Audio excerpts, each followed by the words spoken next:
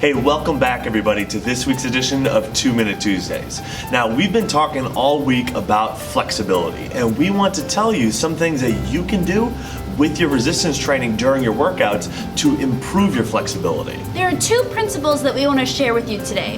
One, which we call reverse stretching, and two, working on changing the speed at the ends of your reps. Today we're going to be demoing two exercises and how to apply both of these principles to the exercises. First, Charlie's going to show us how people normally do a lat pull down in the gym.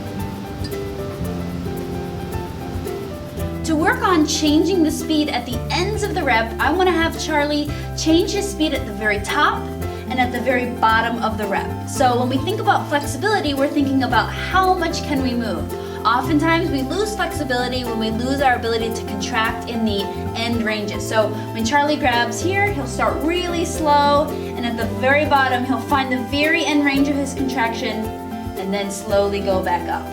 A lot of times the top and the bottom are places that people really speed through their exercises. So to do reverse stretching to help encourage the flexibility for this motion, all Charlie will do is do that same position as the bottom of the lat pull down and just squeezing his shoulder blades together and down.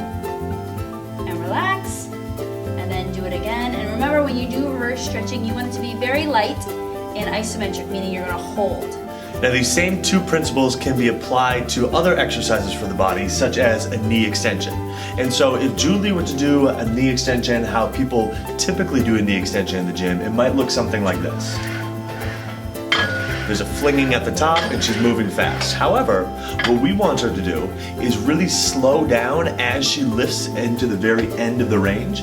So squeezing her quadriceps, lifting up, and then nice and slow into the end where she'll pause and she'll slowly return back down to the start.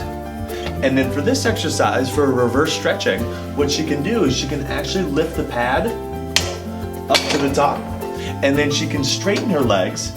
And instead of thinking about trying to stretch her hamstrings, she's instead focusing on squeezing her quadricep muscles.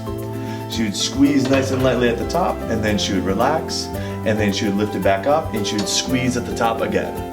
These two principles, reverse stretching and slowing down the end ranges, can be applied to every single exercise you do in the gym. We'd love to hear what exercises you've applied them to. Check out an expanded version of this on our blog, and tune in next week Tuesday for another 2 Minute Topic.